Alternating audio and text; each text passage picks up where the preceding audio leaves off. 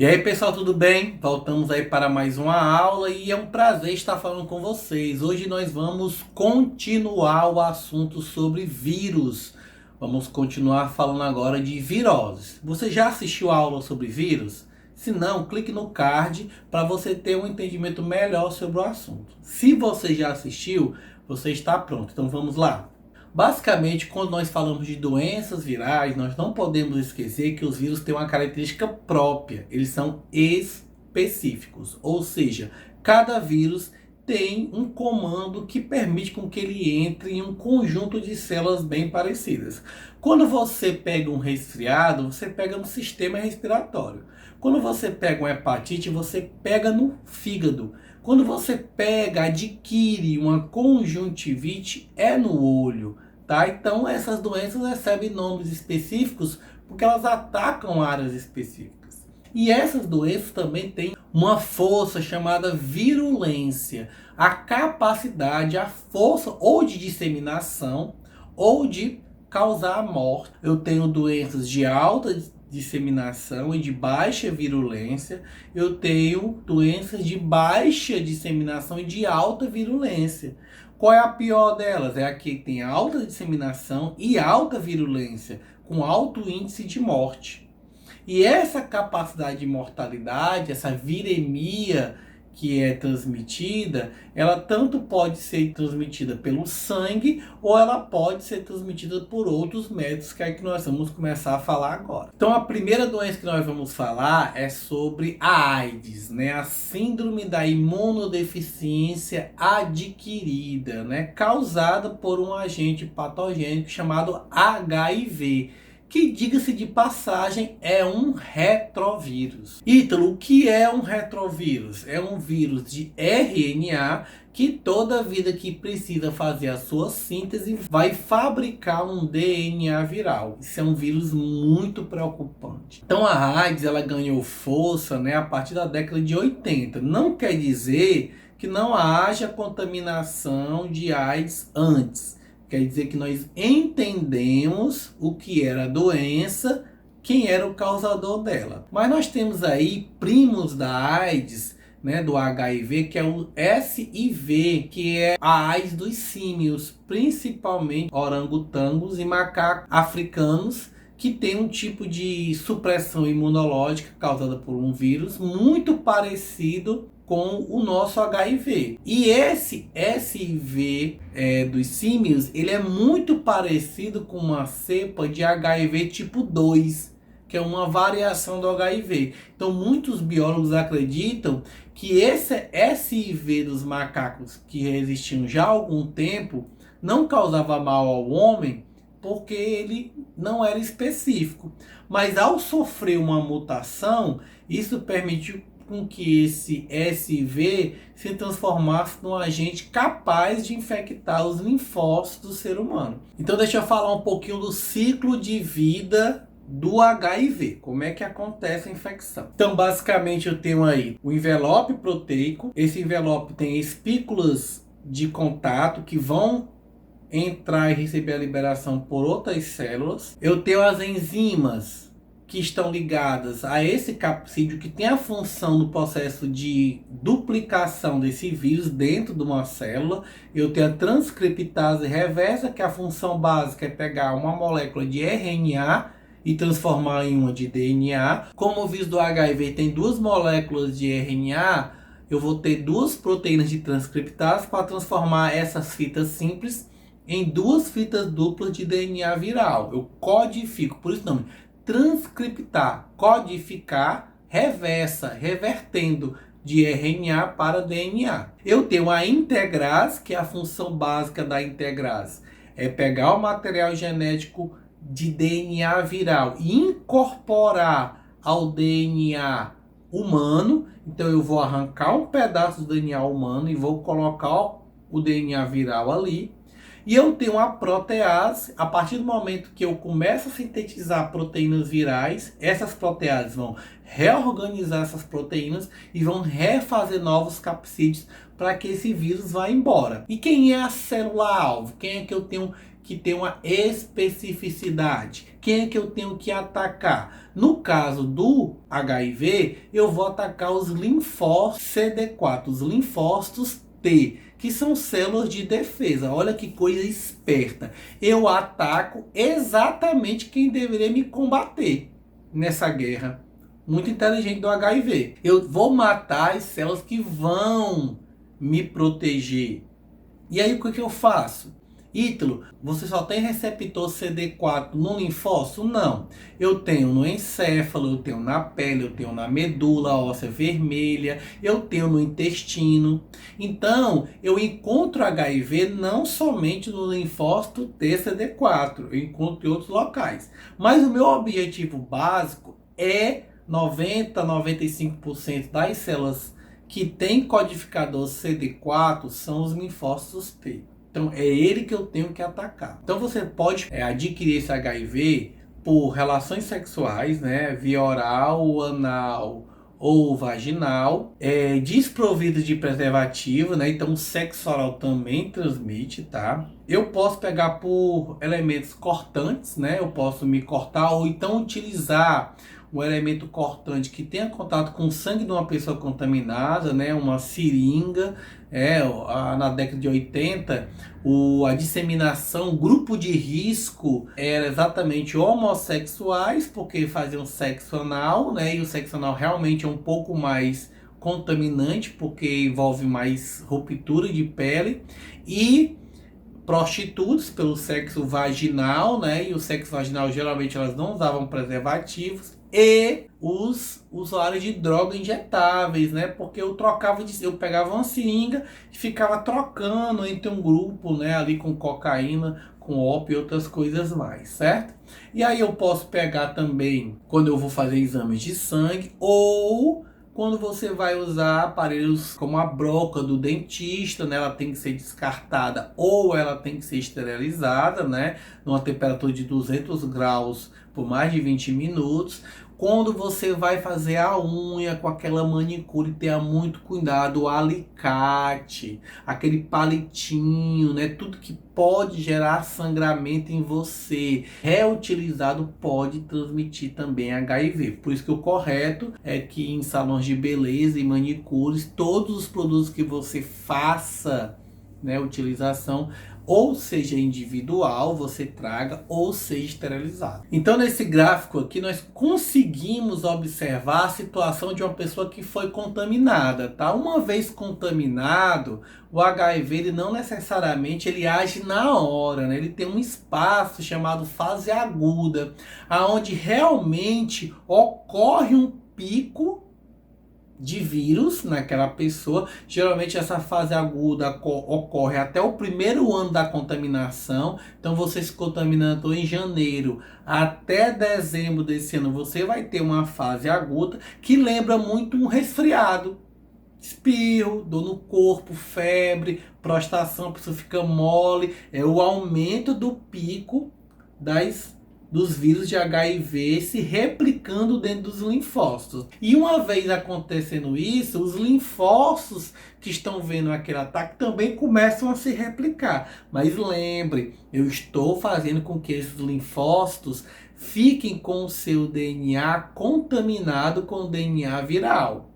E essa célula é um ciclo lisogênico, não ocorre morte da célula. O linfócito fica lá contaminado por muito tempo. E aí o que é que vai acontecer? Depois dessa fase aguda, eu vou entrar na fase crônica, que pode durar até 9, 8, 7, 5, até 10 anos. Não tem nada que entenda qual é o gatilho daquele momento da ruptura.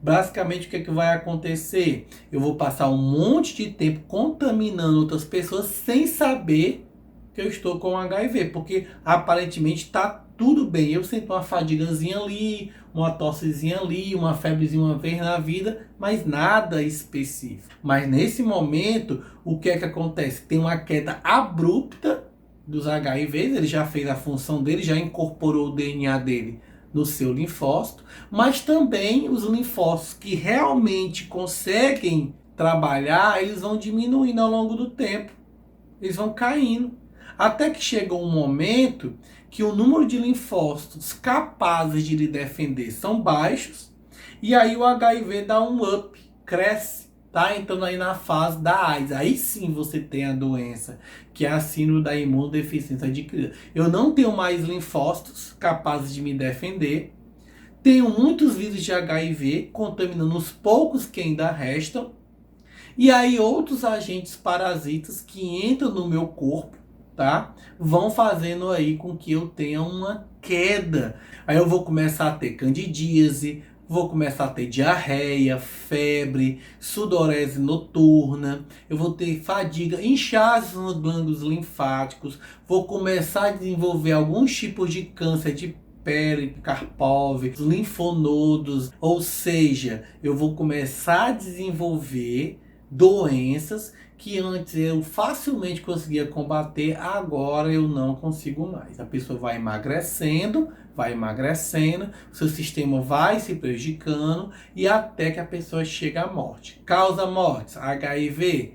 Não. Causa mortes, outro agente oportunista que acabou entrando e contaminando a pessoa. O correto é você fazer um exame chamado ELISA, que é um exame que mede o contato que você tem de anticorpos e o contato com o vírus, só que você tem que ter cuidado, né? Ele tem os testes positivos e negativos, ou seja, você tem ou não tem, mas tem o falso positivo e o falso negativo, tá? O falso positivo, você está sendo acusado que tem HIV, mas você não tem, isso pode ser aí uma variação, você teve contato com uma pessoa que tinha HIV e você não desenvolveu ainda a contaminação dos linfócitos, como você tem aquele falso negativo, dizendo que você não tem HIV, mas você tem, porque você foi testado muito cedo, você não passou ainda pela fase aguda. Então você tem que ter muito cuidado e retestar, sempre tendo relações com camisinha, tendo cuidado com o tipo de relação, com o tipo de aparato que você tem. E uma maneira hoje, né, uma profilaxia de você tentar combater o HIV são o coquetel anti-AIDS, né? O coquetel aí é composto por um inúmero medicamentos aí,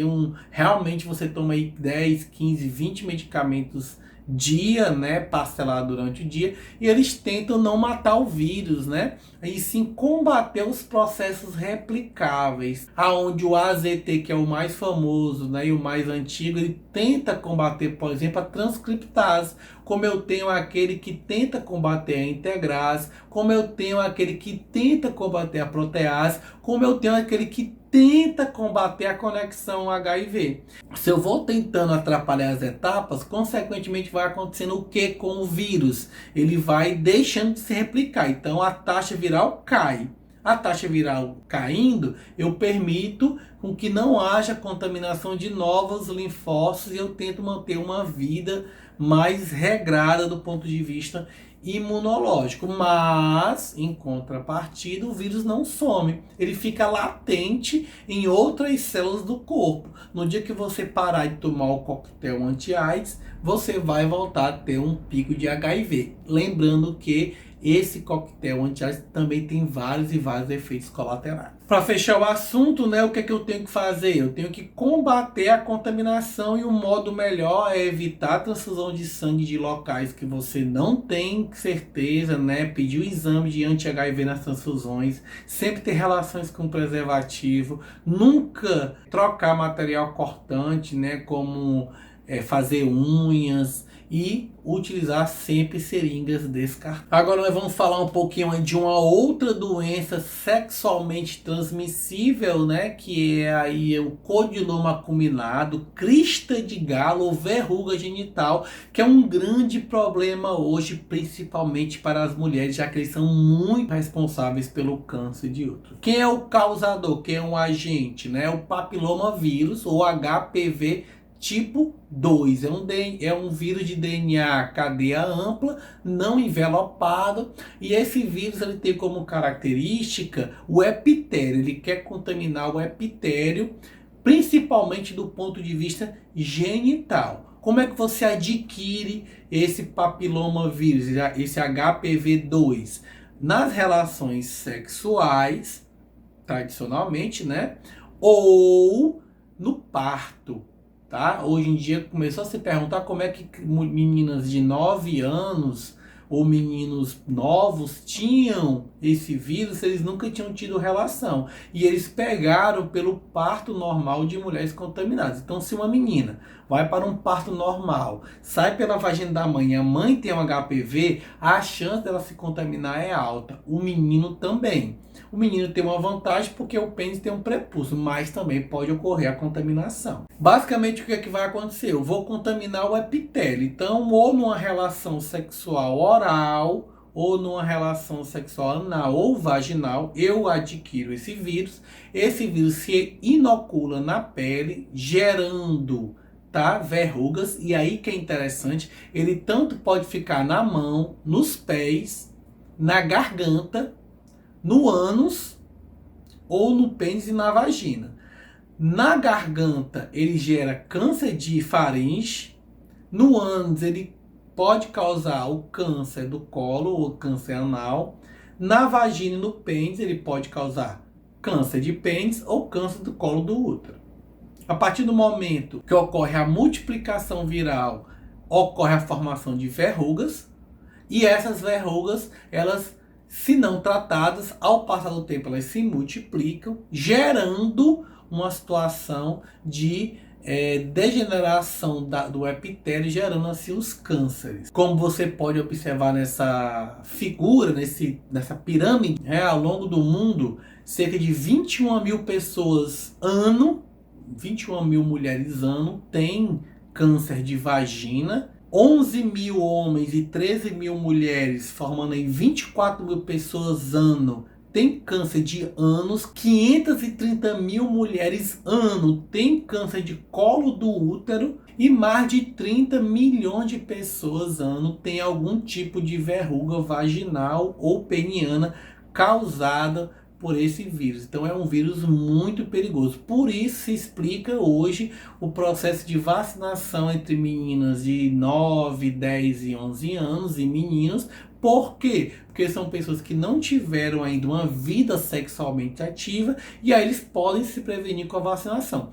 Não adianta vacinar uma pessoa que já teve uma vida, que já teve contato com o vírus, porque essa vacina provavelmente não vai surtir nenhum efeito. Então, hoje, o modo correto de você se prevenir é vacinar os mais jovens e sempre utilizar preservativo nas relações sexuais. Para fechar a aula de hoje, nós vamos falar aí da herpes genital, né? A herpes simples genital, causado por um vírus SSV2. É um vírus envelopado de DNA de cadeia dupla, né? Esse vírus ele procura a contaminação do epitélio e é um vírus também causado por doenças sexualmente transmissíveis. Esse vírus ele cria na pele genital pequenas bolhas e isso é interessante, tá?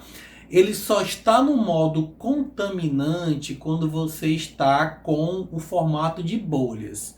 Então você pode ter uma relação com uma pessoa que tem o vírus da herpes genital e esse vírus da herpes genital não está transmitido, ele está em latência, certo? Só que geralmente esse vírus ele vai aparecer quando você tem uma queda de imunidade. A pessoa está doente, tem um problema emocional, pega muito sol, fez uma atividade física muito estressante. Aí o que é que pode acontecer na genitália da pessoa? Aparecer essas bolhas. Aí a pessoa vai, toda vida que eu tenho febre, que eu faço tal coisa, eu apareço essas bolinhas. A partir do momento que essas bolhas aparecem, eu estou transmitindo. Se você tiver uma relação sexual com uma pessoa com essas bolinhas, você vai adquirir esse vírus. Esse vírus pode permanecer latente muito tempo no seu corpo. E aí quando você tiver uma queda de imunidade, ele aparece e ele fica nesse trâmite. Aparece, transmite, desaparece. Tem cura? Não. O que você pode usar são pequenas pomadas para encurtar mais o ciclo viral. Mas o correto é sempre ter relação com preservativo para você evitar essa contaminação. Bem, pessoal, essa foi a aula de hoje. Começamos a falar aí de doenças virais, falamos de 3 doenças, né? A AIDS, o papilomavírus e a herpes simples. E na próxima aula nós vamos continuar o assunto para poder aí terminar o assunto de vírus. Foi um prazer falar com vocês e até a próxima aula.